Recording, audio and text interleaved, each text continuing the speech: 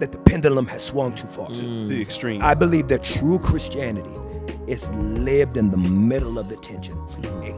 I want to see the numbers, but I don't want to see them. I'm married, but man, she fine. That's authentic.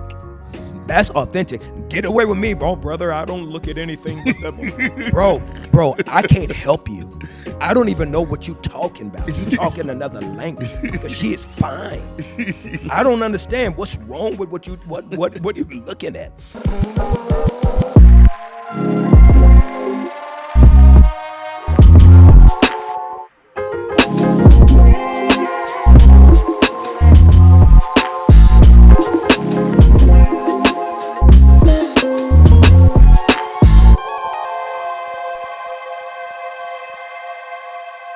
What's up, everybody? Welcome to another episode of Mavericks on the Mic. I'm JJ.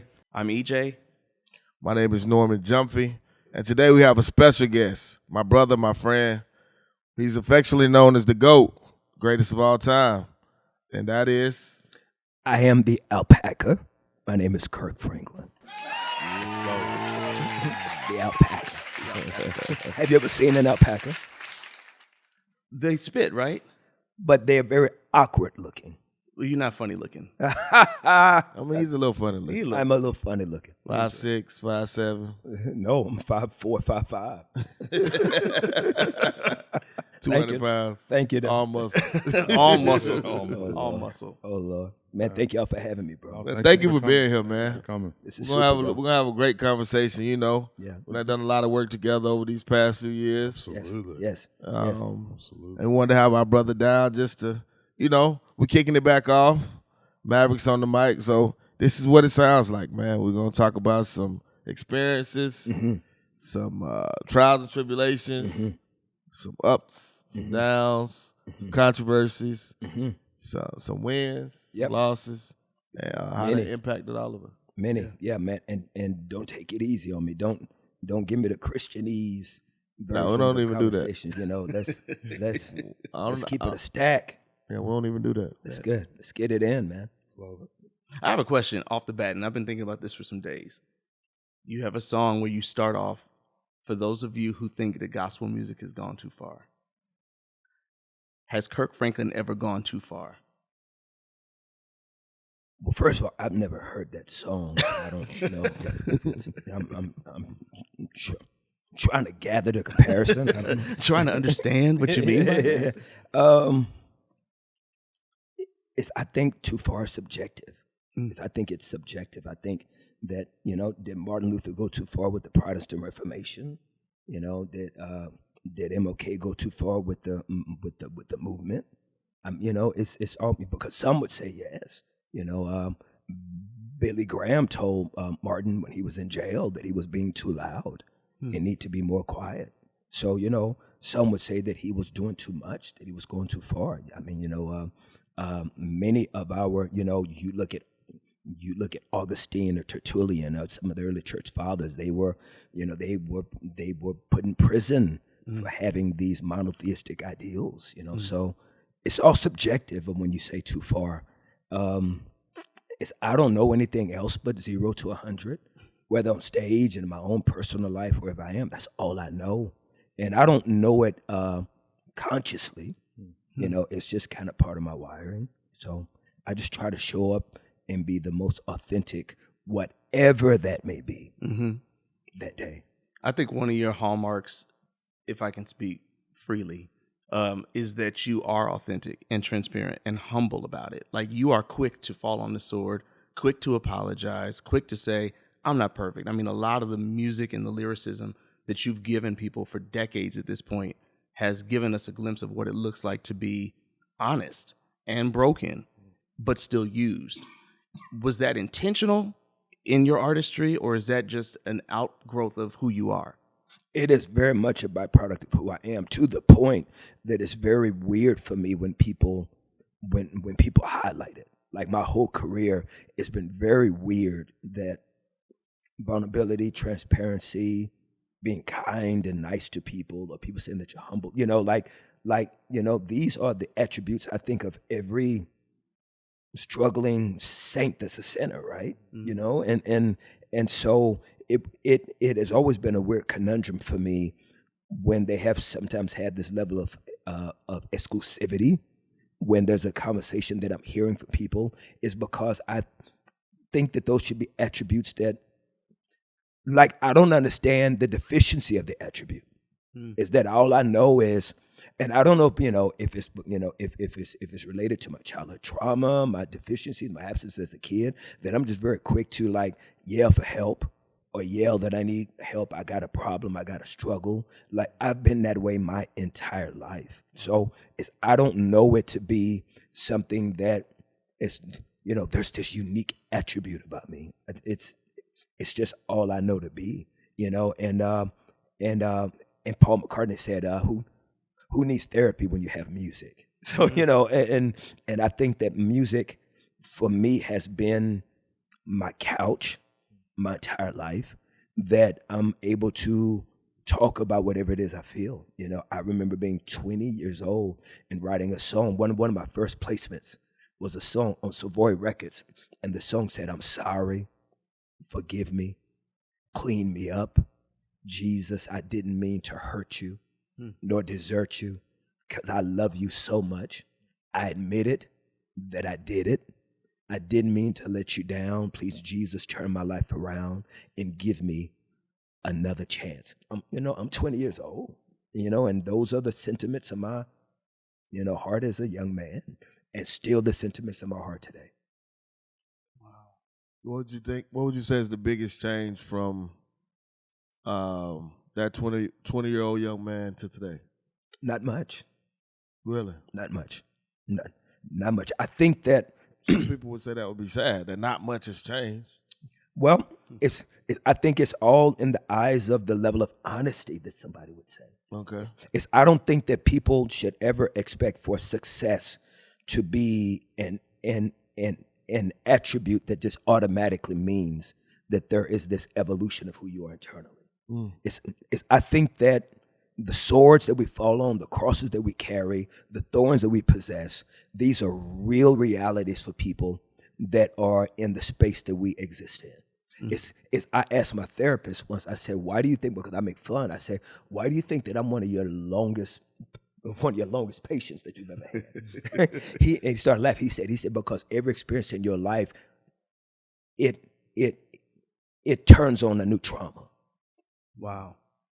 Whether it was childhood or the audio tape with Carry On, or this experience with thinking one man was my dad and wasn't, or the industry changing, or empty nesting, or like every experience is now a reoccurring experience in your life, but at the same time, they end up being ink for the pen. Like I'm working on a song now for the project for another Kirk record, and it starts off, "Jesus, please help my emotions. I wake up feeling afraid. I try so hard to control them. Feels like don't know what to expect from every day. Will I get closer? Will I get stronger? Tell me, when will this ever end? Take me through the fire. Cleanse me in your flames. Purify desires that get in the way. Can you take me higher? I'm ready to escape. Whatever is not like you, I'll bring it every day till you take this thorn away." So you don't get to talk like that without something. So I just fully believe that, just kind of based on where you track theologically, I just believe that God allows a certain amount of to certain people's lives because that's what he needs to use to keep the pen full of ink. And if that's the case, and to be able to be at 55 years old, traveling with Maverick City and being in stadiums, then bring on the pain. That's how I've come to the resolve. Have you always been willing to do that? Yes. Really? I've always had that. And I think that's also because I was born and raised in it. Like, I lived that before I wrote that. Like, I remember being 13 years old, and the lady that adopted me, Gertrude, right? We didn't have nothing. There was Christmas really wasn't celebrated at the crib. There was really no money or nothing. And one night, my biological mother came over. It was a Christmas Eve. She came over. And again, this was a lady that would come in and out maybe 2-3 times a year. I didn't really know her well. And so I remember her coming over, and she fell asleep on the couch. And at 12 a.m. Christmas morning, I remember going, because there were no gifts there was no tree, no gifts, nothing. It was just nothing. It was just me, a 73-year-old lady, and a woman on the couch that I did not hardly know. And I remember going outside, looking up in the sky and saying, "Happy birthday, Jesus." Like, kind of like, well, that's it. Wow. And I know that it sounds like violins and it sounds like tears song, but I'm telling you, that is the aesthetic of how I grew up. Did you know better though? That's something I always like to reflect on with people. Is because, in your upbringing, you only know how you grew up. What you did. That's yeah, it. what you I had. That's it. So Mom. you did the people around you have that? Did you know you were missing something at Christmas then, or did you find out as you grew? You knew based on the TV shows, how the family sitting around with the turkey, or whether it's a Charlie Brown Christmas or the Waltons come home for Christmas. I'm kind of showing my age, So you have an idea that there is a world out there that exists that has a certain aesthetic of mom and dad and siblings, like even the most simple thing a minute ago of watching you and your biological siblings say hey to each other and hug. Something about it was very beautiful for me, but yet painful, because I don't know what that feels like. So these dichotomies of emotions that I've lived with my entire life, and I know it sounds so over dramatic. I know some people say, "Man, you got 20 Grammys, you got this and that. Can you get over?" I wish it was that easy. Wow. I wish it was that easy. I would love to be able to close my eyes and do the genie thing and be just Gucci, but life be lifing.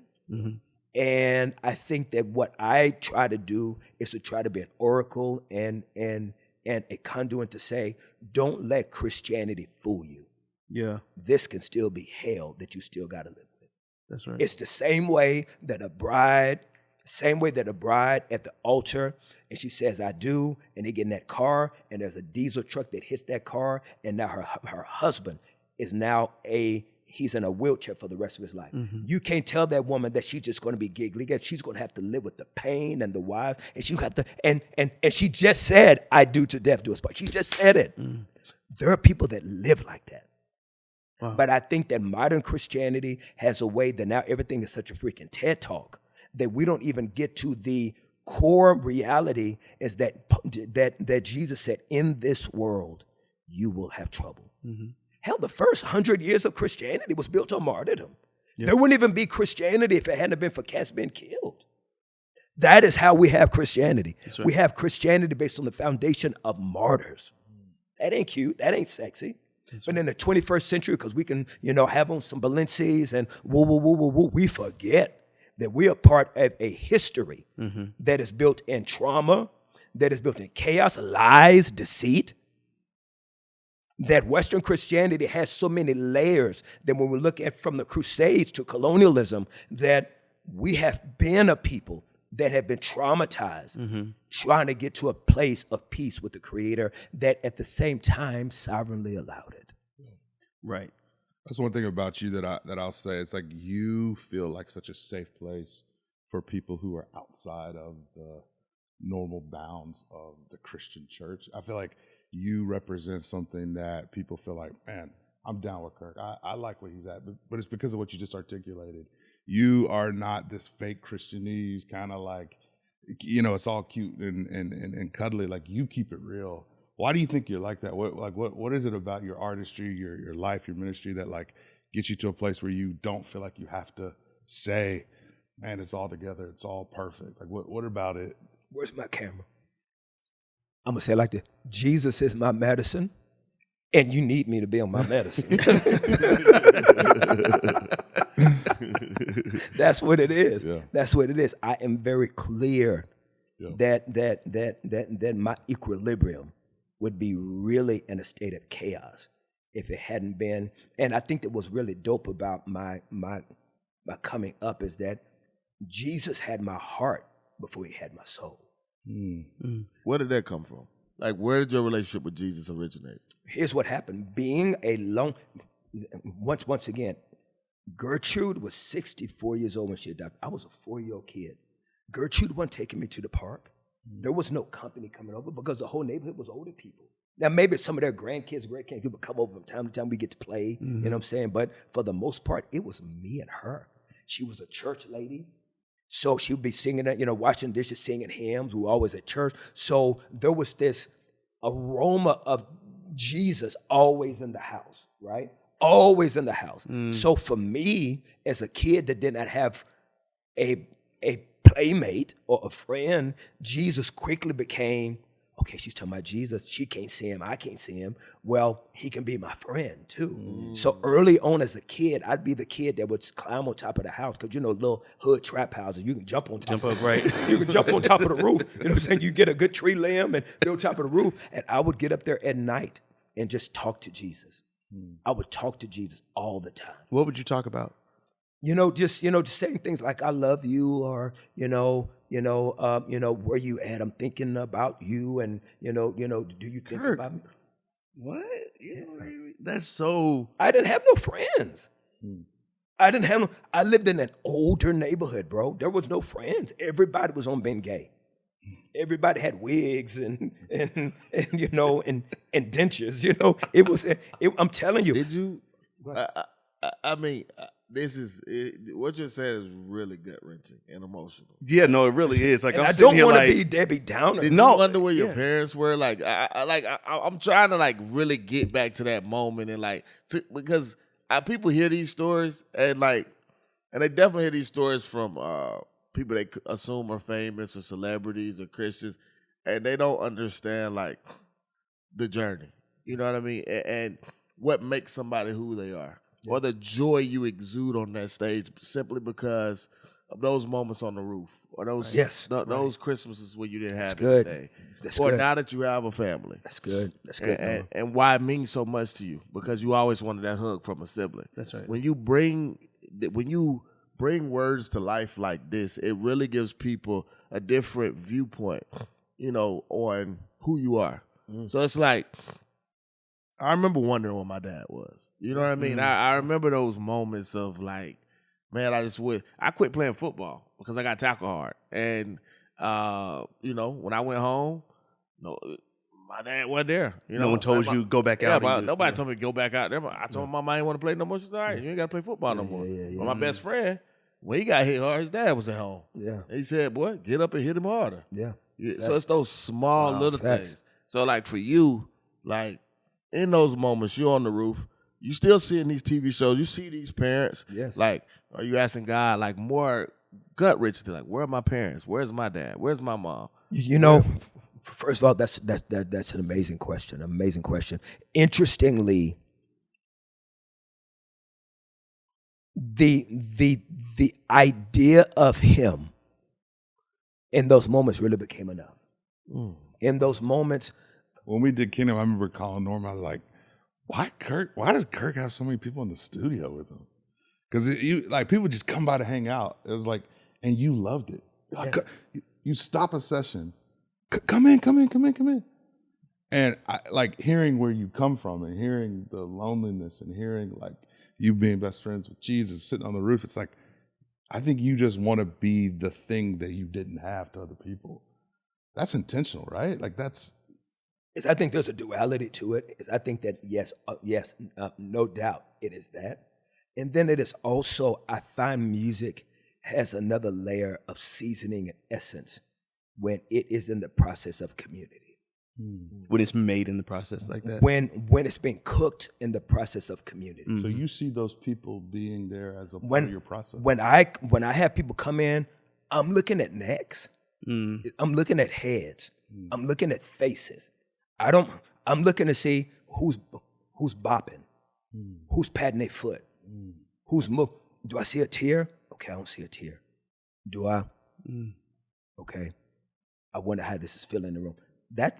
It's It's intentional. So that contributes to the songwriting process. So when I've come by, you're saying I have like points on the songs, like because essentially I've contributed. You become 5%. You become a test community. Yeah, for, it's, it's your group study. Yeah, exactly. It's the TikTok before exactly. TikTok. It's your TikTok before TikTok. Does that ever bite you though? Like, does that ever go too far where suddenly you have so many opinions, so many thoughts that it's almost like? You think people actually give negative opinions to Kirk in the studio? Yes. Yes, I've it's given because one. those are not the people that I invite. Those are not the people that I invite. I include, just the people that have been around so long, so they have an invested interest in the journey. I'm talking about people 20, 30 years. Those are the people he's talking about coming by. And that is necessary for me, is because I'm never one to automatically assume something's good. I need to feel what it feels like in a room to be able to know what needs to change. And here's the thing, I don't always ask opinions. A lot of times I'm just watching the response, and then I'll make the changes. I do want to go back to a question we was talking about just a little bit earlier, where I was asking you about the questions you were asking Jesus. Yeah, man. Like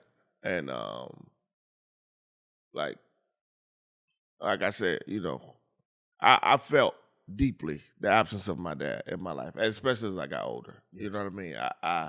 It's apparent in me if you know me, and I think as you talk about those conversations that you're having on the roof and just hearing you, and I think oftentimes we see lack the wrong way. Like, I don't hear your story and see lack. I hear your story and see abundance in different areas. You know what I mean? And so, give me a little more of that.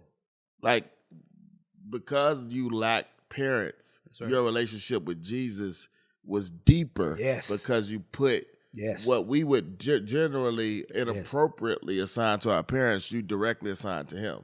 Automatically. So it was perfect.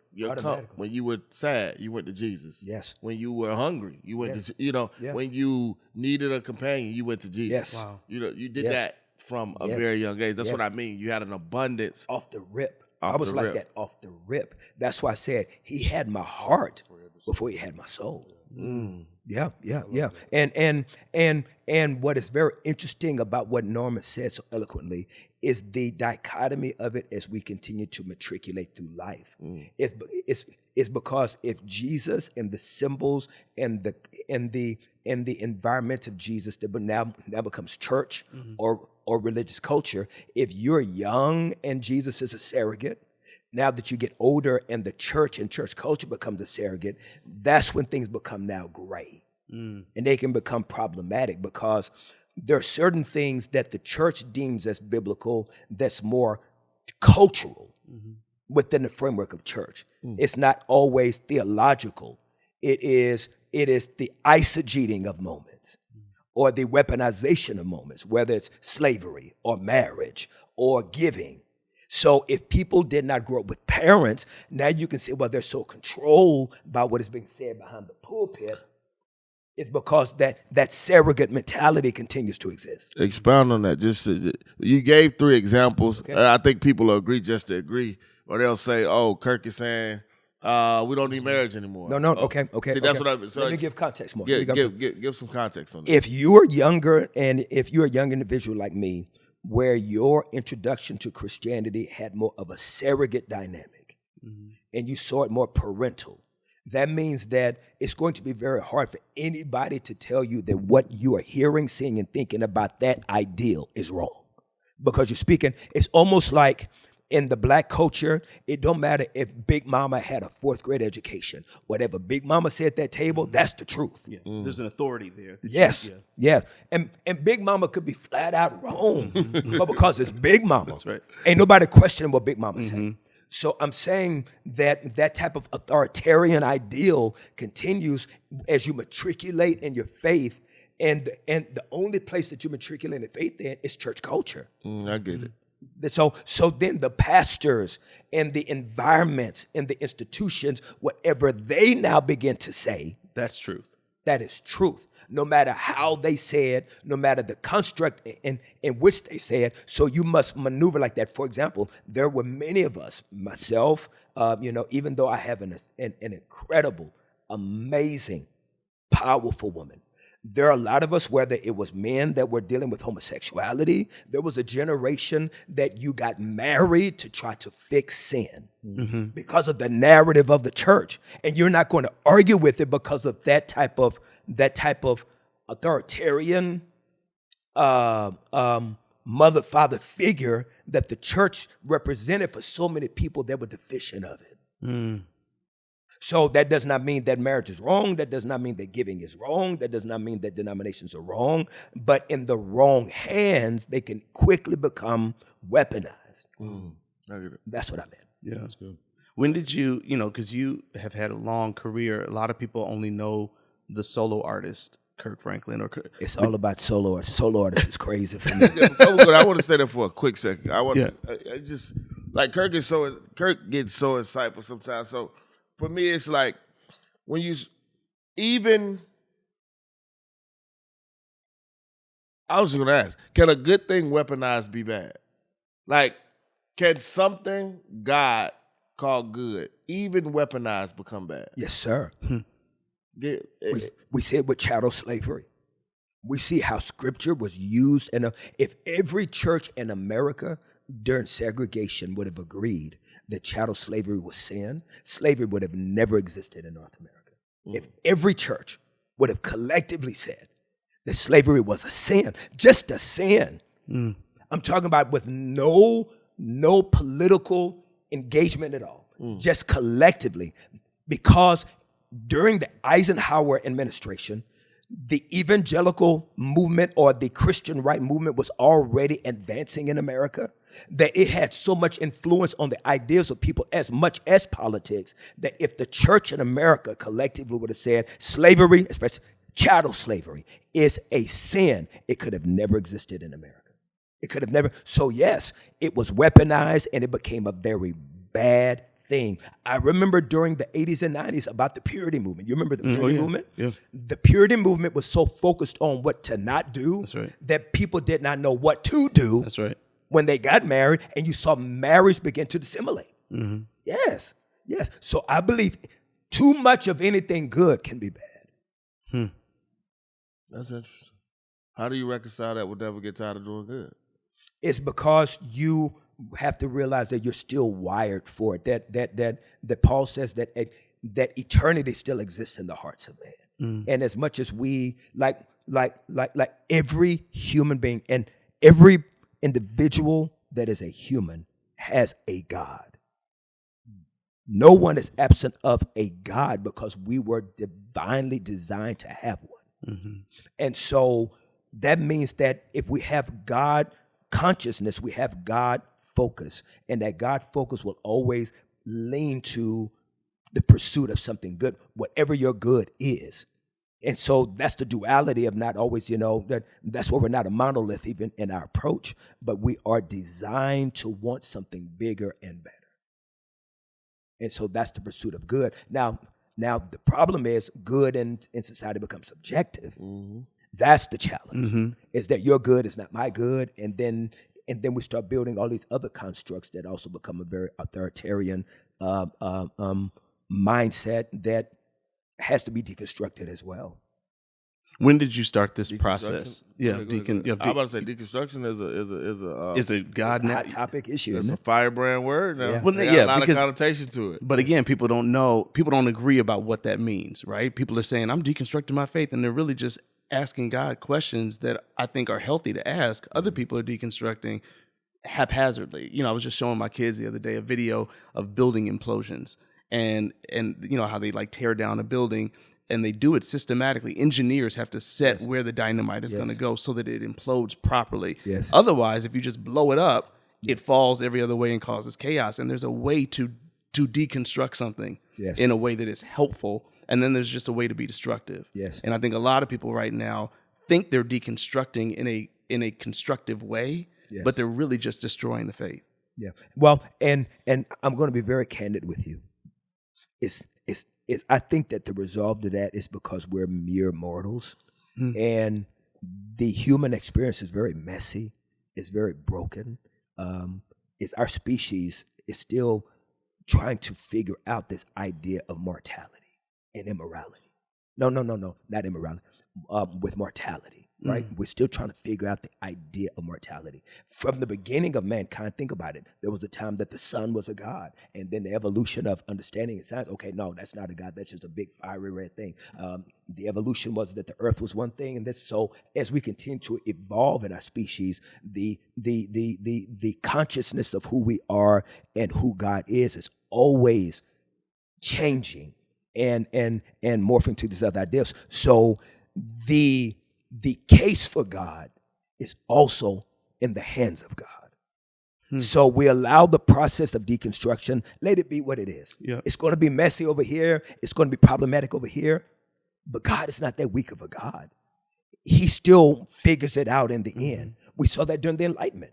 During the Enlightenment was the rise of atheism. So, and we saw it where we have this atheistic, agnostic view of society and time, but then we had this remnant. And during the Billy Graham moment, we saw the rise of the Jesus movement in the 70s. So it's always coming back around, right? Nothing new is really under the sun. So if people are deconstructing, I think it's good. I think some church doors should be closed, torn down, and be rebuilt in the way that is not about the building, but it's about Jesus. What do you say to the believer who says, no, we're called to contend for the faith then? Like, what does contending for the faith look like in the face of allowing people to honestly and authentically deconstruct or question and challenge? They're contending for the faith. Doing that is a contention. Yes. Yeah. Yes. That's what we saw in Martin Luther. Yeah. That's what we saw in the Protestant Reformation. That's what we saw in Calvin. That's what we saw in Arminius. We see this historically, that there are these ideals that we have tension with. Did God find us, or did we find God? Right? Calvin is saying one, Arminius is saying another. Did we get saved, or did Jesus save us? Did I choose to be saved, or did Jesus just automatically orchestrate my steps? Yeah. So and so whatever the case is, it's historically been deconstruction. These individuals were deconstructing. Augustine was deconstructing. Alexander was deconstructing. Tertullian was deconstructing. They were all deconstructors. That's good. Yeah. I'm going to say this. You're not going to like it because you don't like compliments like that. But I don't know many other artists in our space that can have a conversation like this. And I don't mean from the standpoint of a heart posture, but heart plus education, plus studying, plus research, plus That's because I can't sing. If you could sing, you wouldn't have time. I have a lot of time on my hands. But like, when did that become a part of? Is that part of your arsenal? Challenged. Yeah. When my faith started being challenged, because God and His plan in my life. I spent a lot of time in my career in non-Christian environments, and in non-Christian environments, I would have my faith challenged. Having my faith challenged by the 5%ers, by the Black Hebrew Israelites. I was always having my faith challenged. So around about 30, when I was 35, 36, 37, I started really getting into apologetics.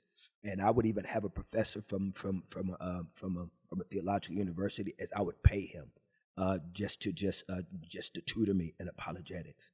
And so I just really wanted to be able to understand the historical context of why I believe what I believe, because being an African American, we have had religious ideals weaponized against us so much. And so I wanted to be able to understand the ugliness in the history of my faith, but then also understand the historical authenticity of my faith, so that I can be able to do both ends, to be able to acknowledge, there's some BS over there, but here's the real historical truth of it over here. Because a lot of people don't know that there is, past the emotions, past Jim Crow, past slavery, that there is real, authentic truth. That the first Christians, that Europe did not influence Africa. Africa influenced Europe. That's a historical fact. You would never know that just running around shouting in church. And so I needed to be able to have that. And then I wanted to also be able to have moments where even musically, that, I understand that we know what we're talking about. It's because just to emote it for me was not going to be enough. So it wasn't to be able to debate other people. It was for your own conviction. Most apologists always start with their own fear of faith. Think about every movement starts with somebody that once in that movement that was traumatized by it. When you look at Mothers Against Drunk Drivers, think about it. It started by somebody who lost a child. So every movement or in our time is always kind of advanced by the trauma that happened in it. It's because that's what sets your trajectory of trying to gather the information for yourself. And the more you learn, the more it's hard to contain the knowledge. And so it really becomes the language in which you speak.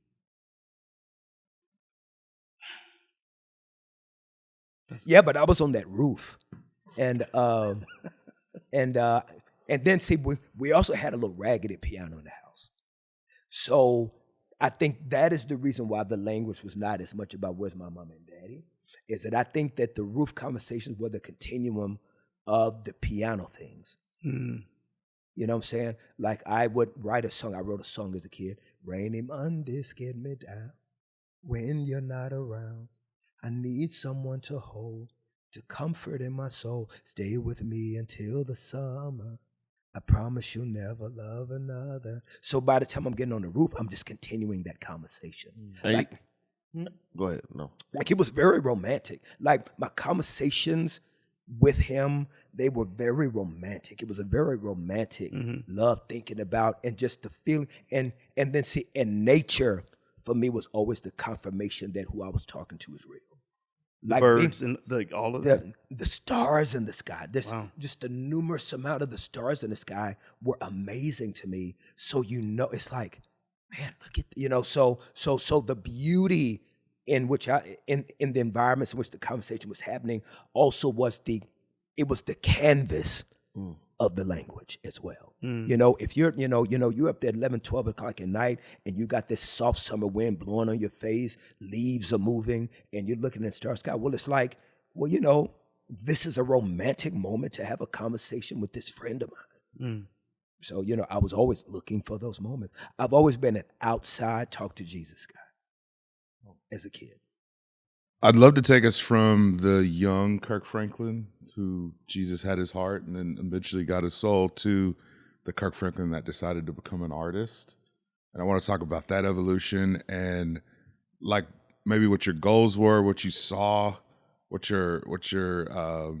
were you inspired by? What did you want to do? Why did you become an artist, a gospel music artist? Man, I just hate to sound so bad like a Debbie Downer. Bro, I just I'm serious. Like no cap, it just feels like, bro, you ain't got no sunlight to your story. My life has always been led by an invisible hand pushing me in my back. I was too broke to have dreams. I was too broke to have dreams. Like I didn't have dreams. I didn't dream of being anything. I didn't. I would only respond to the response of people. I started playing the piano when I was 4 years old. Gertrude would recycle cans and newspapers to pay for my piano lessons. We were on government aid, government cheese, really, really poor. And so as I started playing the piano, in the communities, in the church communities, they would look at me like a little prodigy. And it was weird. Now, mind you, I didn't know it. And Gertrude, watch this, she was not the type of individual that was affirming. Because, that generation, they weren't going to affirm you. Oh, you good, son. That's good. Good job. I never got that. Really?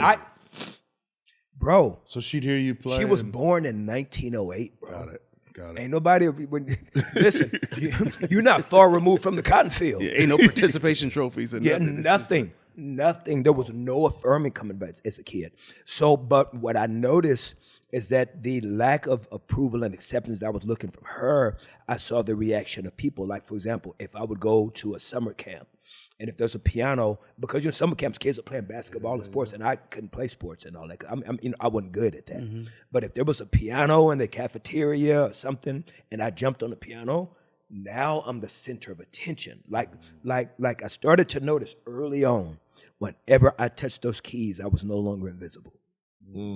I was no longer invisible to anybody.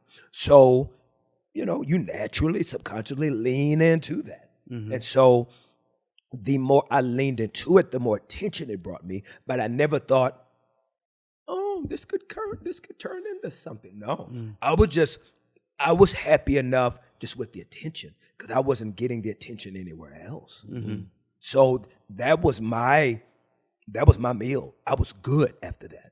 So what started to happen is as I continued to grow, and then I was also influenced by mainstream music. Like I was listening to music on the radio of Steely Dan. I was listening to the Bee Gees. I was listening to the Jackson 5. I was listening to the Commodores. So I was listening to those songs, and I would take those songs and I would remix them when I would go to church. Like I was 8 years old, and I went to church on a Saturday for youth church, and I went, he's coming back. I know he's coming back. I said that Jesus is coming back. Dun, dun, dun, dun, dun, dun, dun. He said that he is coming back.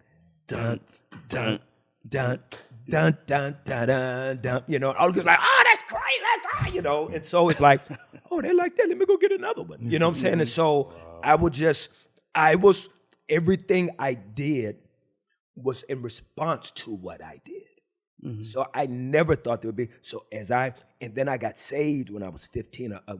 A good friend of mine got shot and killed. He was the good kid. We were out here wild and out being promiscuous, smoking and, trying to be, just whoop whoop, whatever. And when he got killed, I knew that my life was out of control. And then that summer of 85 is when I trusted Christ with my heart. When I did that, then all of a sudden there were songs that started coming to my head, Christian songs, gospel songs, and then because I was a minister of music at a church, I was playing for churches, and I was always over the choir. Well, when those songs would come into my head, then I would go to church and I would try those songs out on the choir, and they would love them.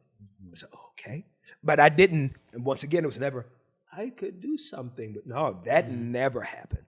I just loved the local response of people, because the local response for people made me feel not invisible. And that's all I needed. But as I continued to do that, word got around to different churches, different communities. Hey, this young kid is good. His songs are good, whatever. And then then because I was a break dancer, then I would be up trying to direct a choir. I'd be moving around too much. I'd get kicked out of churches. I'd be set down in church. I'd have preachers talk about me in church. But I would but at the same time, when I was up doing it, I could see the girls respond in a certain way, or or like people in the congregation, like, oh, look at that little boy up there moving. So it's like it didn't matter how much they set me down. You got what you needed from that. I got what I needed. Yeah, they didn't have to invite me back ever again. In that moment, I got what I needed. Wow. Even later on, I got what I needed. I really like where you're going, and I like how you talking about it, because as you're talking through the journey, and I think a lot of people are hearing, and it's something we talked about on earlier podcasts. It's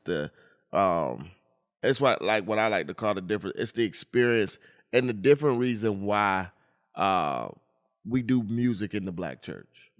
And it's more than just, and this is gonna sound like what it sounds like. It's more than just worship and sacrifice to God. For a lot of us, it is hope.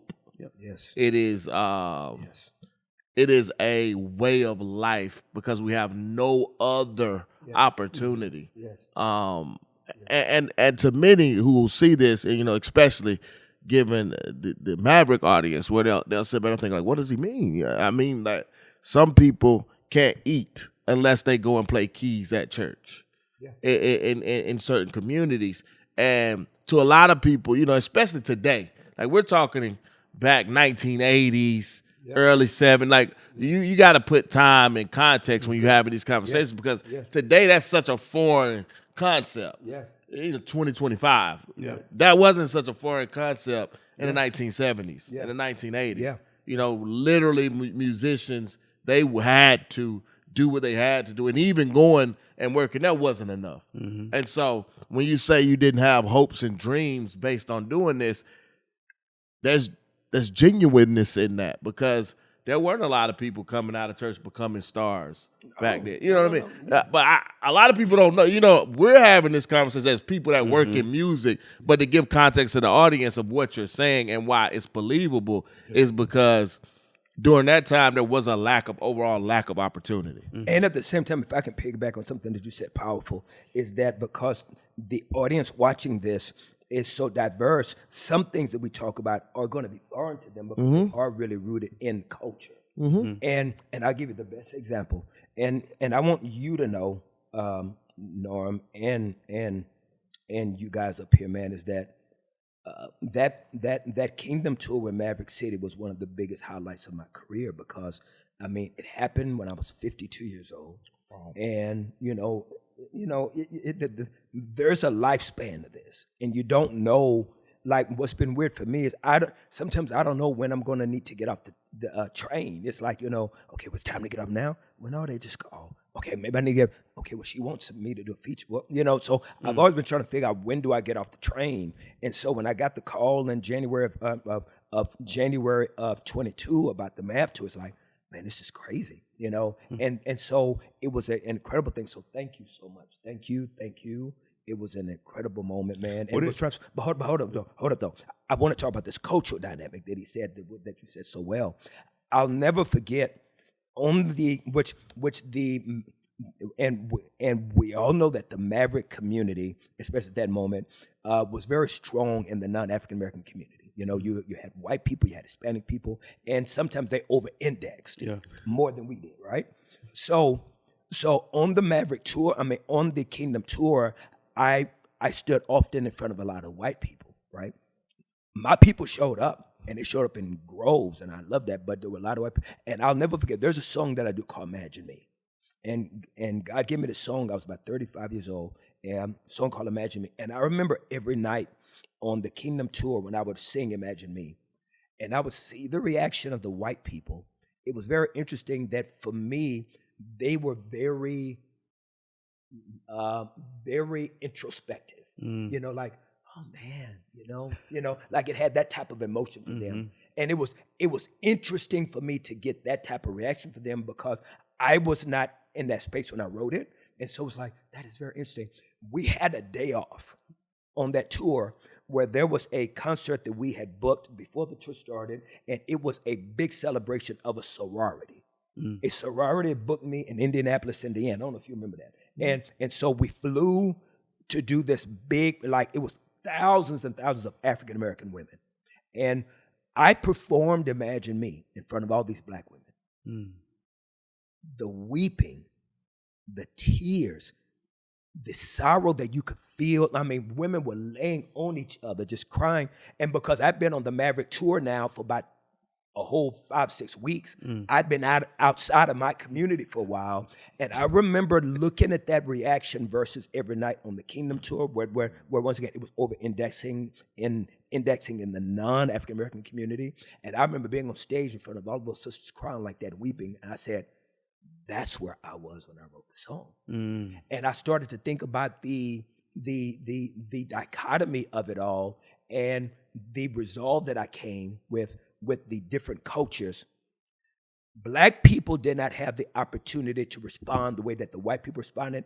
It's because black people were not able to hear Imagine Me with their hands up, because they were too busy using their hands to wipe their eyes. And so that's the posture of the different communities. Is that one has often been freer to have their hands up, while the other community needed those same hands to wipe tears. Wow. And so it speaks to what you were saying. No, well, you Yeah. hit it spot on. I think I was reading something a while back talking about the difference in how black people in America and white people in America see God. And they see the same God, but different sides of him, different facets of him, based on who they needed him to be or what captivated them, right? That historically in America, white Americans have been captivated by this idea that God is great. Like that he's big, that he's awesome, that he's bigger than them. And then the black people in America have been captivated by the idea of God as a deliverer, as a defender, as someone who frees you from the oppressor, so that you literally see that in the music, right? Yes. How great is our God versus take me to the King. Yes. You know what I mean? Like the how we talk about God and how we talk to God is a direct result of what we've encountered as a people, Yes. and what we need him to be and what we've experienced him as. And I think one of the beautiful things about Maverick City and about you and on that tour, because I remember being there in these arenas, white people worshiping, black people worshiping, old, young. And I realized this is probably the first time in my 2+ decades of being in faith-based music where I've seen people be able to come together and engage with God in a 360 kind of way. That like white people could see God from their vantage point, but then also realize that someone around the way was experiencing him from a different vantage point. Yeah. And I had been in a lot of live settings and I had never seen that. I texted Norman at one point when they were doing the It's Time tour, and we were in Nashville at the Ryman, and it was Tasha Cobbs Leonard and Katie Torwalt and Taya, and it was just it was black and white, and I looked around the audience, and it's older white people grabbing the hand of younger black people, and I thought, we don't do this in church. I've been to a lot of concerts. We don't do that. And so I think to speak to what you're saying, this idea that there's finally on the earth like a real 360 worship experience where we can all tap in, we can worship differently, but we're worshiping the same God, and we can appreciate that the person over there who has a different life experience is also worshiping the same God that I am. That didn't happen. There was such a divide between gospel CCM worship that there was never going to be an opportunity because we thought we were worshiping a different God. Yeah, man, it's crazy when you mention the It's Time moment. I remember the moment. I almost just brought tears to my eyes thinking about it. I don't know why it mattered to me so much. It was one of the things. It's time was something God gave me verbally. Like, it wasn't my thing. I didn't think about it. He gave it to me verbally. He said, "My women matter." I remember it. I remember it spoke so loud to me. I was in the shower. He said, "They matter." He said, "There are all of these tours for men and men only. I need something for my daughters." And he said, "It needs to be diverse." And the level of tension that came, I did it for nothing. You know, I don't need to make anything.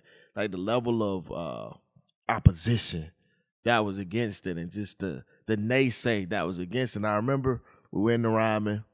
Tamala gets on stage, and I see these middle-aged suburban white women trying to shout, and then literally they're trying to shout alongside when she gets up, and then Tasha gets up, she does her thing.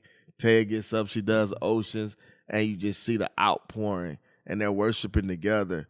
And what it showed me was that what has always been true, and something that we have to always remember is, I don't know if they call it the soul or the fabric of the church is the woman. I don't know what however Very you, much. I don't know how you want to equate that, but it showed me that what is in heaven is on earth. We just have to be courageous enough to bring it together. It's dope. I think it's important even for us to be 4 black men sitting here to honor women and honor black women. Especially, I mean, I think even in society right now, there's a lot going on where that's not the narrative and that's not the focus or intentionality. But Kirk, when you were talking about Imagine Me and how you saw these women responding to it at the sorority event, it's like, right, because Kirk has always written music that resonates in that space, especially for black women. And it's interesting to me, with you not having a father in the house and then Gertrude raising you, that you still somehow found a voice that was uniquely yours and your relationship with God. But I would probably submit that you are a mouthpiece for a lot of black women's experience with God in America. And that's unique because you're not a woman. But and that's not to take anything away from CeCe Winans, Yolanda Adams, like the black females in this space who are also that. But I think you give voice to a lot of real feelings, and it's probably the intimacy you were talking about with Jesus where you said it's romantic. It's like, I have no masculine, macho, nothing with God. You just were yourself. Yes. Do you feel like that's consistent with what you experience on the road or the messages you see from people commenting and everything? Yes. And I would attribute that to being in an environment with Gertrude, was just me and her, or just being very in touch with my own femininity, just in my own vulnerability as a man. And I always have. I've been very tuned into my emotions, and I really hope that, and it makes me very thankful when people say that they can feel that in the music. Is because I think you should. That's what makes music music. Music is supposed to be, it's supposed to be hospital commentary, right? That it's supposed to be rehab commentary. It's supposed to be high highs and low commentary. That the music should have a song for everything a human can feel. There should be a song. That's the beauty of music.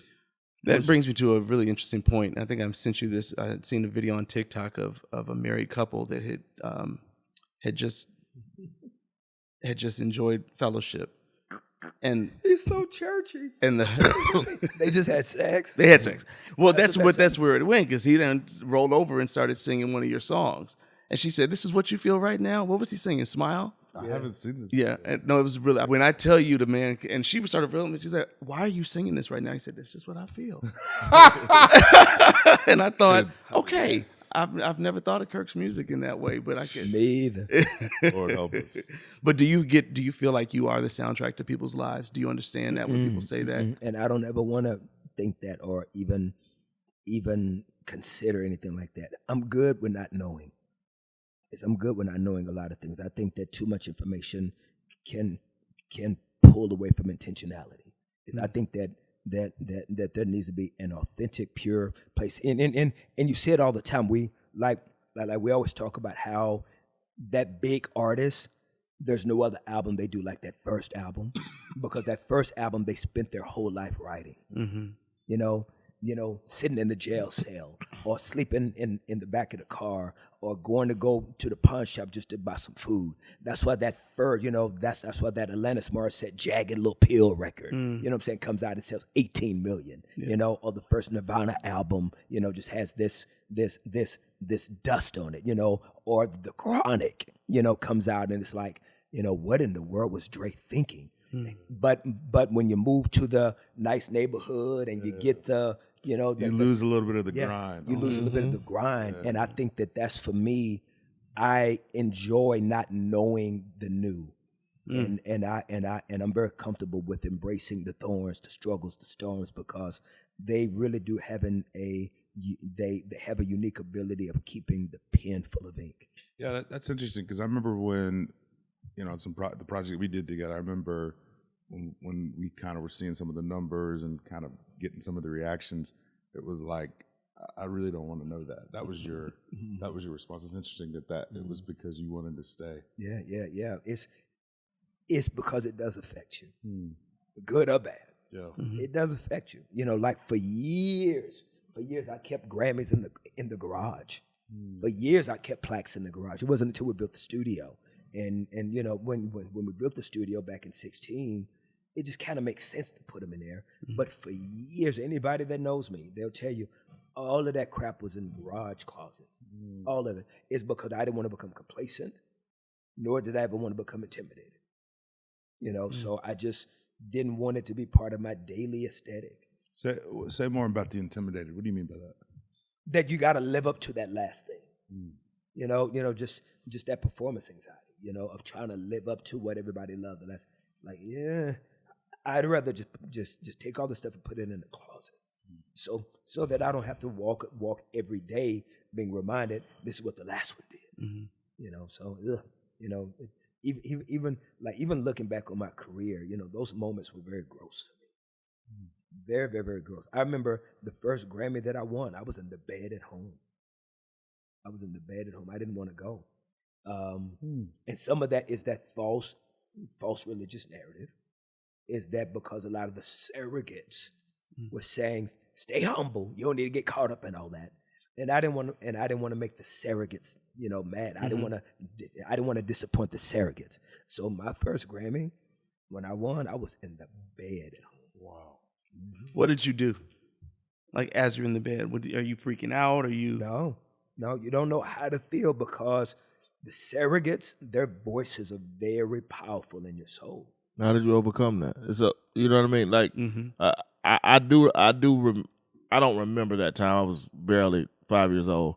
But what I'm saying is that at what point, I mean, your journey through Christianity in America in the 1990s, you know, at that time, I think a survey said between 90 and 93% of people identified as Christians. Yes. It was, you know, there were certain things that were just understood back then. Yeah. You know, it was prayer in school. Yes. You went to church. Yes. You know, that was a totally different time. Yes. The level of what we call now is religiousness and legalism was at an all-time high. Yes, it was. You know. Yes, it was. You having a little bit too much bass in your music was a demon just walking in the church, right? So I ask you this because you have been able to come through this journey and from then to now still have similar level of relevance, similar level of success. At what point those surrogate voices, or what was the breakthrough? What was the experience? Who was the mentor that really, I guess we use the term, deconstructed that narrative in your life to where you became to the point of you begin to live authentically through, all right, I am excited about the Grammys. I'm excited my project is getting appreciated. I am, you know, I it ain't my God, but I hope I win. You know, like what was that process like? Well, now when it comes to those things, I still struggle. Okay. Those things are still a challenge for me, but I have resolved internally that when it comes to that space, I prefer that. For me, you know, as Paul says, each man must work at his own soul salvation with fear and trembling.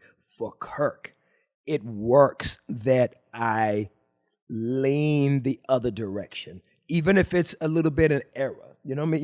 You know, like even if it has a little, you know, maybe doing too much, you know, I'm okay with that because I'd rather lean in. I don't want to know. I don't want to see. I struggle with it. I want to, you know, I'm okay with living in that tension is because as a Christian, I believe that true, authentic Christianity in this world is lived in the tension. Mm-hmm. I believe if you don't, that if you're comfortable or if you're depressed, you're living that the pendulum has swung too far. The extremes. I believe that true Christianity is lived in the middle of the tension. Mm-hmm. It's I want to see the numbers, but I don't want to see.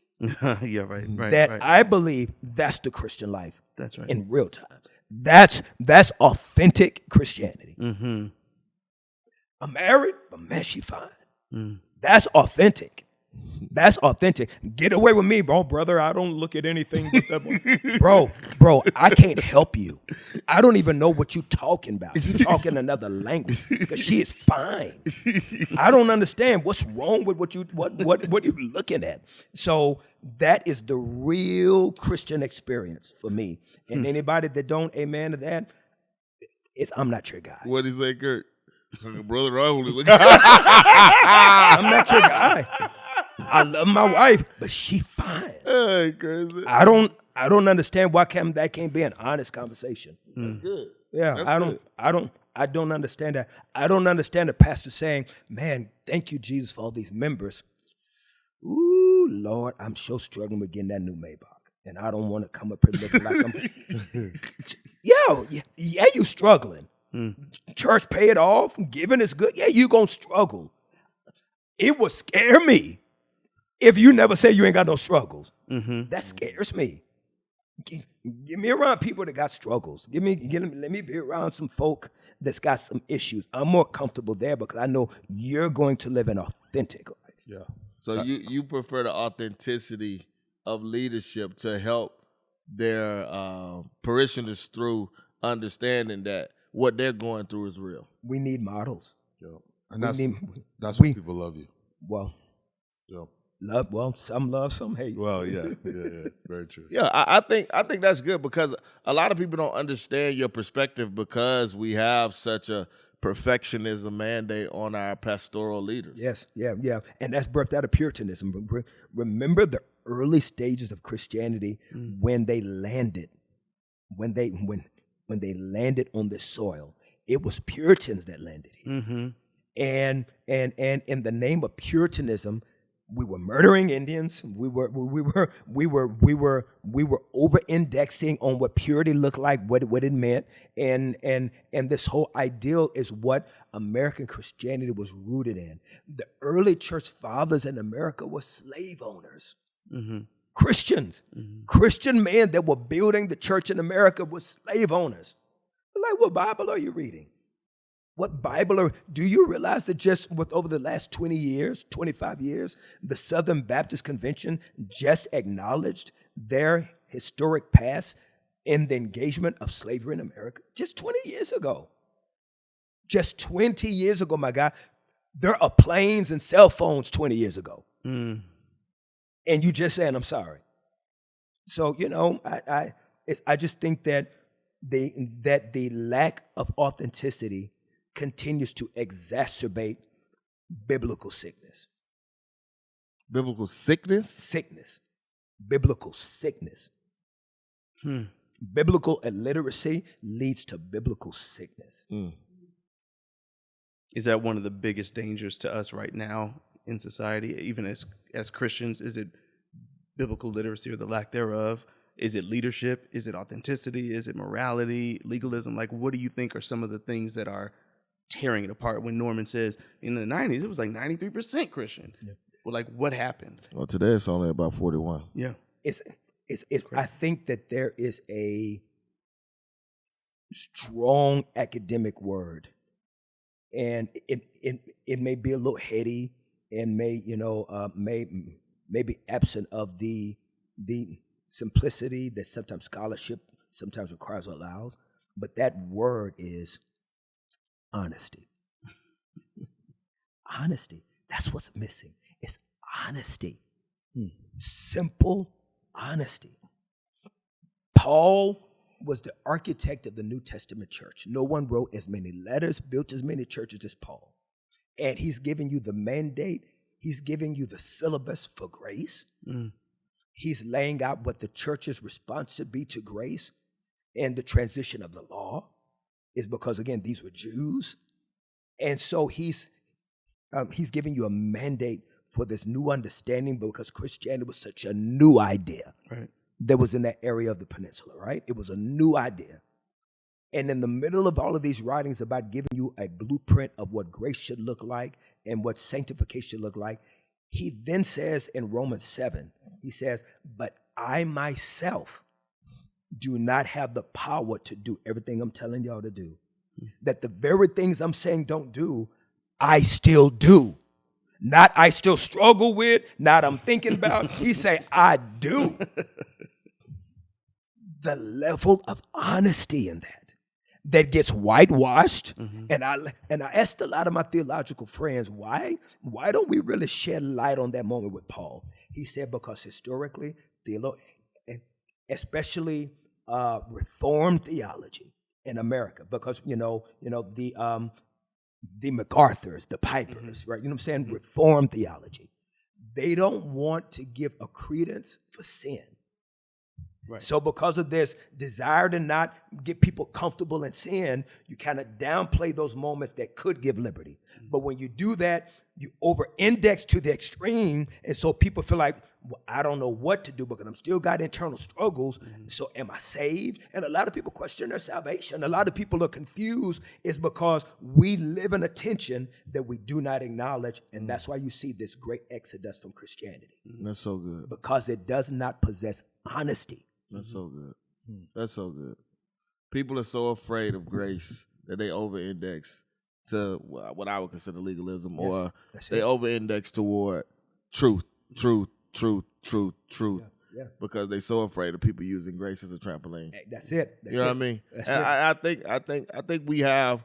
I would go as far as say we have the problem is equally as bad on each side. Yes. Yeah. I do believe that as we exist here today, the all grace, all love, all you good include. I think that community is as entrenched as the overly, like as a response. And I do believe the word that you've given for this episode, or shall I say this time period, is tension. Yes. I think the tension of the moment and where that tension, like as you're talking, I'm thinking through my own life. I think that's what most people do when they hear stories. And the brightest, most fulfilling moments happen in tension. Yes, yes. You know, they happen in tension. That's so good. I will say one thing. Do you believe success makes you want to flee tension?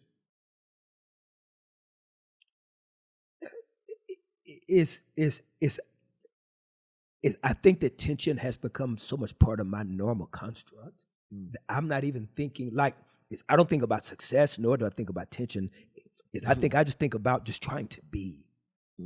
I think that it's the being. Now, do I war with success?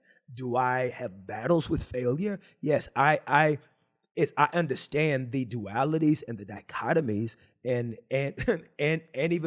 even the duplicities of it all. But I find myself, even in my failures and my mistakes, I'm always trying to find back to the honest of, Jesus, take me back.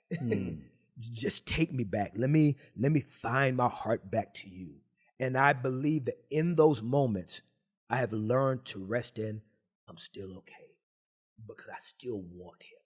I still am not at a place where I'm comfortable out here on my own. So whether I win, lose, I'm depressed, I'm up or down, I still find that all of that, I'll never forget when the Kingdom Tour went to the Dickies Arena in Fort Worth. Fort Worth is my hometown.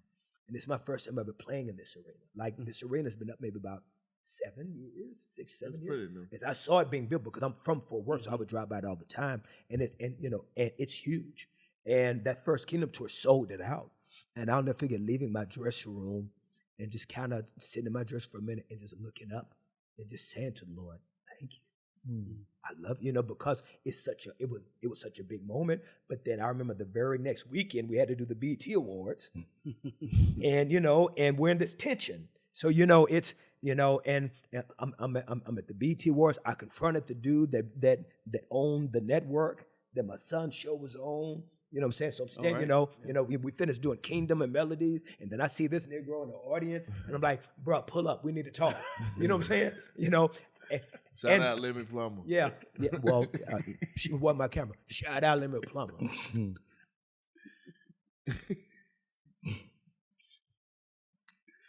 We gotta get him on. Okay. I just need to let that breathe. Did you let that breathe? It was breathing. It's the tension. It's the tension. It's the tension. Did you get the effect? Tension. It's all about the pause for the effect, right?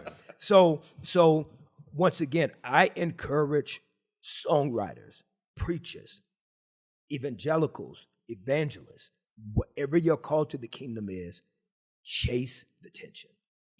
Chase the tension. You're not salt if you're not in the tension. You're not salty. You're not salty. You're sitting on the sideline. You're waiting for Jesus to come back. Be salty. Lose something.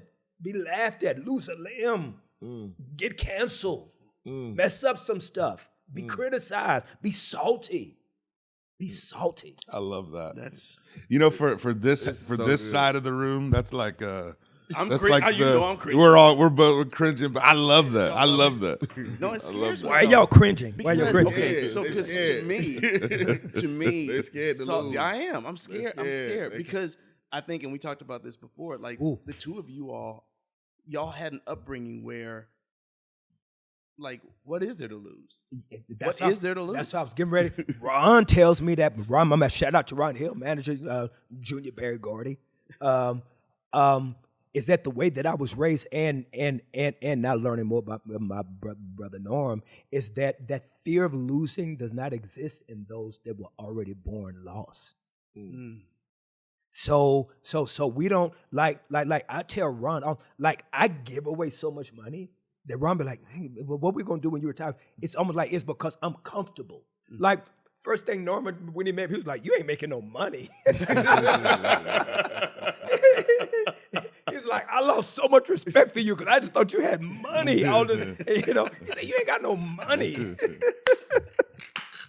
It's because I have always wanted to create, and I'll spend it all on creating because Riverside is not far removed from me. If I lost it all, I could literally go back to Riverside tomorrow and be good. I could be good in a 1-bedroom trap house. It is so weird how you're not far removed from those. I'm gonna be honest with you. There are some times that success is so painful, you prefer. Yes, Come Lord. on, somebody. You prefer. Go back where I was. Let me tell you something. I would prefer some Roman noodles, my guy. Hey, really? Oh, my boy. Let me tell you something, man. Success, because there's more money, it's more bills, it's more scrutiny, it's more explanation, it's more temptations, it's more downs, it's more depressions, it's more highs, and more lows. When you broke, you only got maybe about 1 or 2 emotions. You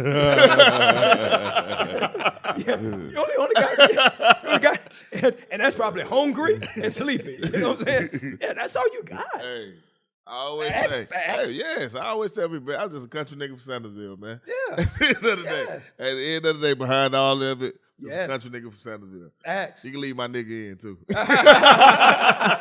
Pause. And I think the tension that you speak to, because people always ask, the number one question we get, and not to say we follow your model a lot, because it's not directly in your, but I think that one of the missional things behind that JJ and I have landed on that we just have accepted is that, like the collaborations and stuff. People, oh, why would y'all, what, how did the Glorilla? And then, they cool. They chastise us for, partnering with you like Yes. you was doggone, Yeah. Travis Scott or somebody. Yeah, you know what I mean? yeah. Or whatever. It's like, Yeah. I think that what you talk about being the salt, go be some salt. You know what I mean? Go be some light. Yeah. You know what I mean? And people, that's something people often say. And I came with my sister and my brother. We're gonna talk to them later today. And I'm asking them some scriptural stuff. They like to always talk about this. How, you can't mix light and dark. You can't mix light and dark. There's a scientific fact about that. Where there is light, there cannot be darkness. Yeah. It's impossible. Yeah.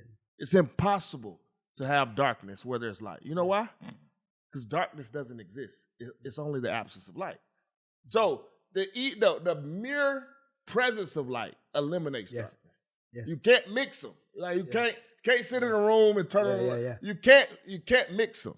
Like it's not like something that can coexist. And the reason why I bring that up is because where you send light, darkness will evade. It has to evade. Yeah. Or the light has to go off. They one of them must come. One of them must accept the state of the other one. Right. You get what I mean? Like one of them must come in agreement with the other one. Either I turn my light off, or the other side accepted the light that we brought to the table. And the reason why that's important is because, like, when it gets down to the nitty gritty, right? And people say, oh, they do these collaborations for the money. Oh, they're doing it for the fame. Yeah. Oh, they just want to be more popular. Oh, why do you do these collaborations? Why do you do the collaborations you do? The reason why I have just historically done collabs is because I've always done them.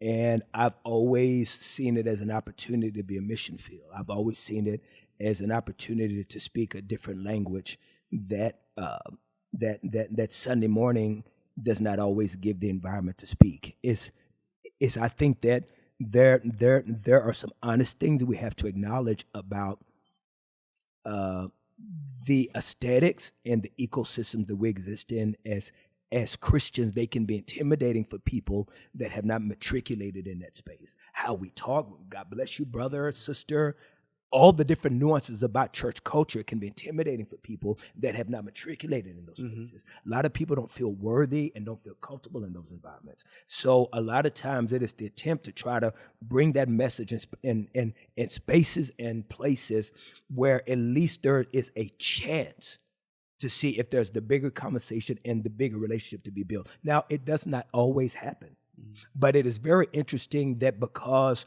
when we become missionaries in these foreign spaces, that there are always eyes on us that are not the same way that eyes on other things. Like in a Christian community, we don't keep our eyes on young couples that are dating the same way we do as a Christian working on another. It's like we compartmentalize the things that are important to us. So if you're doing something that is non-conformative, then we want to be able to make sure that you're doing it the way we think you should be doing it. That's right. But we don't do that same thing if a pastor is the is the CEO. He don't have no board. He don't have no elders or accountability. We don't have those same eyes on his maneuvering with the money in the church with the same level of scrutiny that we do somebody who may be working with, another rapper. So once again, we have this subjective way of how we determine what's necessary for the kingdom and what God believes is important and what isn't. So for me, when people call and I get a chance to make a relationship, an opportunity, I try to be as pragmatic as I can and try to be intentional. I try to do with a certain level of counseling to be able to try to get a certain amount of wisdom from people just to see why I need to and why I don't. Yeah, and I think that's important for people to know that these opportunities are weighty matters for you. They're not. You don't take them lightly. Very much. Yeah. Very much. Yeah. I'd love to talk about the collaboration that we did with Kingdom, Maverick City, and you. And I'd love to just start at the why of it, and maybe some of your initial thoughts and feelings, like when you got presented with the idea to do a collab album and a tour in Maverick City, like. What were your thoughts? Because a lot of people were wondering why would they do something? This won't work. Yeah, let's be honest. What? Oh, You talking about me? Oh no, I was saying, yeah, we definitely want to hear your honest thoughts. You was a hater. I was a hater. then you go first. You want me to go first? Yes. I literally remember thinking, why would he do that? Why would he do that? Why? I think at the time, and we've talked about this in other episodes before, and my brothers know, there was a big cloud of, I won't even say mystery, of confusion about what people thought Maverick City was and what it was intending to do. What I realized at a certain point, though, was that the people who were doing it were not at all confused. Norman wasn't confused. JJ wasn't confused. The artists who were part of it, the writers who were part, they weren't confused. They just did not prioritize giving me understanding, and that was enough. Gotcha. Like once I got over myself to the point of what you're saying about people feeling like it's not going the way that I would like to see it go. Once I let that go, and I realized they don't owe me an explanation of a business plan or a mission statement or a theological statement. I had to challenge myself and look at the fruit. I could look at the fruit and I could see, okay, these souls are coming to Christ. Those people don't like worship music and now they do. Those people didn't go to church and now they do. These people don't have any gospel music on their playlist except these songs. So are they right or am I right? And where do I need to grow? And I think, and I bought my ticket because I'm going to the Kingdom tour. Yeah. Because at that point I started to realize it doesn't matter how I think this should go. And I think that was a big thing because being in the industry for decades at that point and at an executive level, having managed artists, been an attorney for artists, and then at the label, I thought I knew and honestly thought I got to be the arbiter of how a new artist should emerge. And not just a new artist, but a force that was going to dominate and change the trajectory of the industry, change the economics, change artist development, change charting, change radio, change touring. Like, no. And I think if my fellow industry peers would be honest, it really scared me because I didn't know if I was going to have a job much longer. Wow. I think a lot of the people in the industry didn't know that. You came down when we were about to start the episode and we hadn't been taping yet. And you said to Norman, to the dude who, saved the gospel industry. And Norman said, no. But that was a feeling. Wow. But not just saving, taking. That was the fear. And so when you partnered with them, it was, you're supposed to be saving it with us. Got it. That was the feeling. And whether that was articulated by the artists in the industry, the executives in the industry, or even the fans in the industry, people felt that. Yeah, because we were very much, on the outside looking into the gospel sort of industry. We weren't accepted. There were people who kind of had us at an arm's length. And so when Kirk agreed to do the collaboration, it was a stamp. It was like, oh, I'm putting them on game. I'm saying they're next. And for us, that was like the first experience, like anything, like that happening. And that was a massive moment, like you said, from your perspective. But for us, it was also a moment of, man, these are the people who we have been inspired by for so long, but have just really never accepted us. And this guy stood up and said, no. Like, I'm doing this. And that meant a lot to us from a creative standpoint, even just from a personal standpoint of just your belief in what we were doing and saying, man, I see God in that. Yeah, and even at its core level for me, it had also to do with I enjoy doing something different. Yeah. It was different. And so creatively, that always gets my juices flowing. You know, it was a creative, different moment that allowed me to just continue to be excited as a creative as well. This is a funny moment. Do you remember when we were like comparing notes? It was a phone call you and I had. It was like we were comparing notes about who we wanted to like mix the album and like who we wanted to like master and all stuff. And I was like, yeah, you know, we got this guy and he did this and I went through about 5 or 6 names. And he said, JJ. And I said, yeah. I said, yeah. You go, I get it, but I'm trying to bring the niggas to the party. And I was like, you know what? I love this.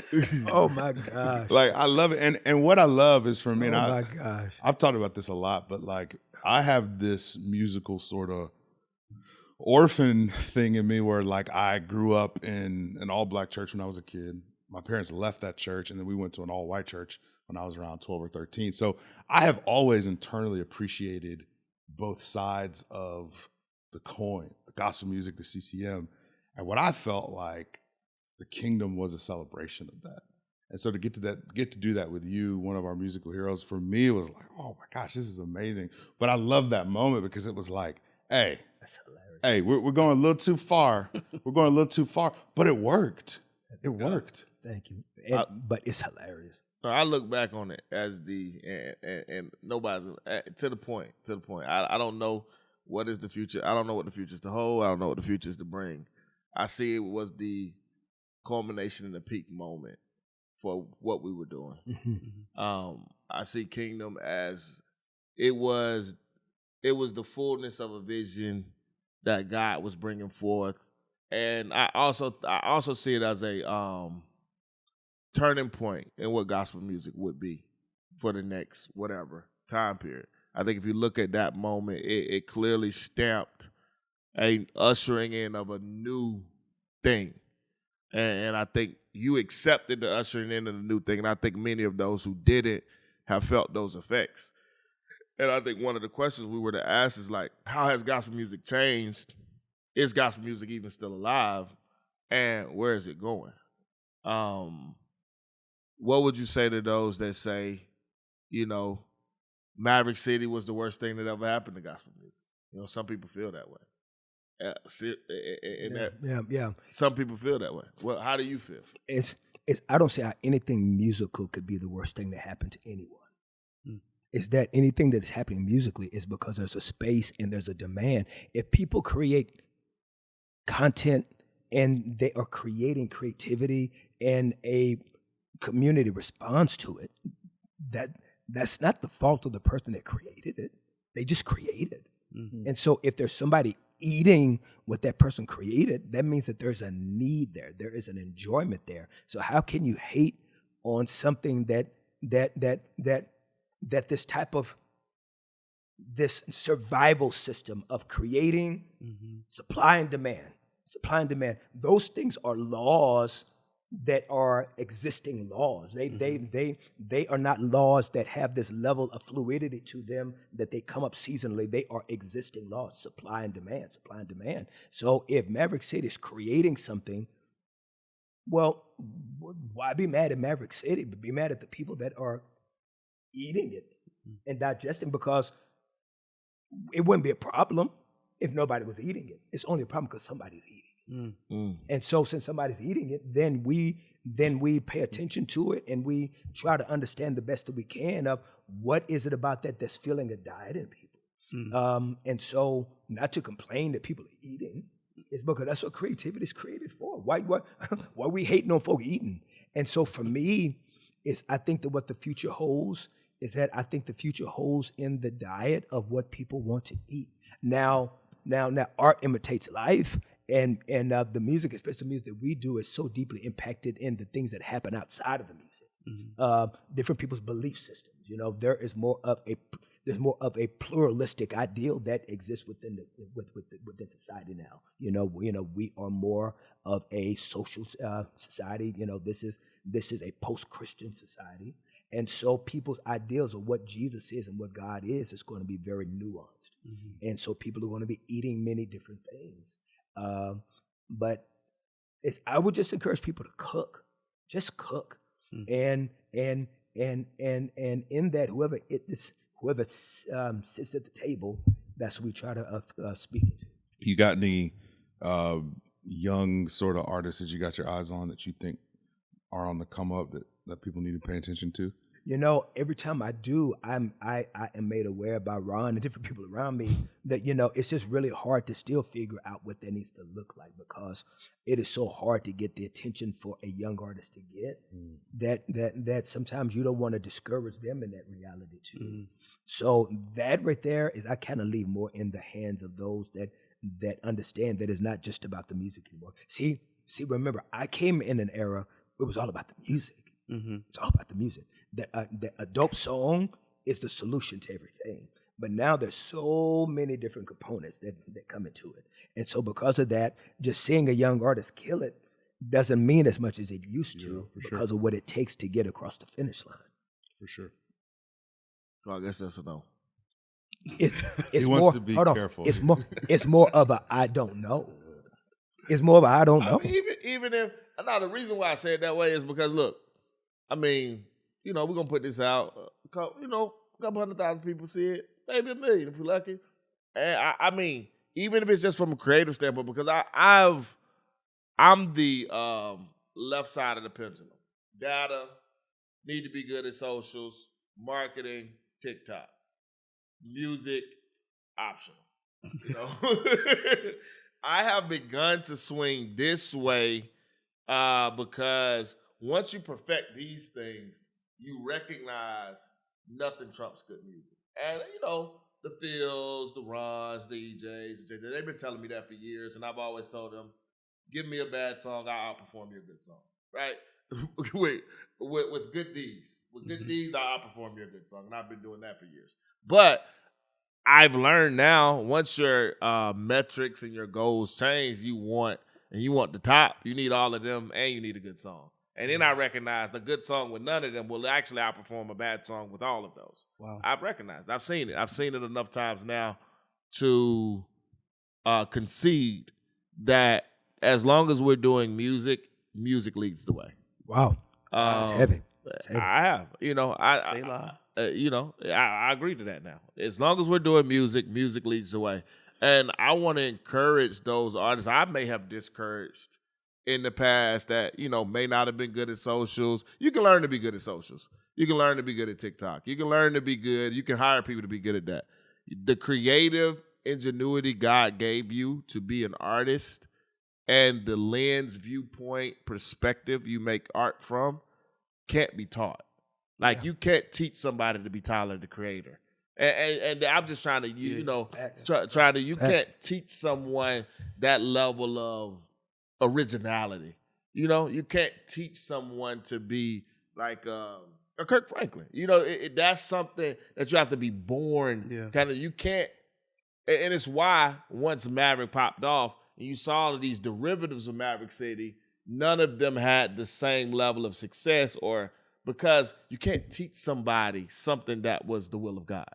And what I want to make sure that we don't do is, if you've noticed somebody that's dope, and they don't got none of that, maybe we go highlight them. Maybe we go pull them up. Maybe they're the next sign in the Tribl. You know what I mean? But I want to make sure that we highlight them because there's not a lot of platforms left for them to be highlighted. Facts. There's not a lot of places left for Kirk Franklin to say, yeah, well, you know, I was on Instagram and I saw boom. You know, I saw X. I'm not trying to force you to say names. I'm just more so saying we have to be cognizant in 2025 that this is one of the last platforms where people going to even be talking about gospel artists. Yeah. How does that hit you? I think that it is a reality for for the history of not for the history, but for the future of what the music is, and there's nothing that you can do try to rewrite this truth of where things are headed, and just a projection of it, and so I think that authenticity is going to always win, and showing up as your true self is the only way to survive.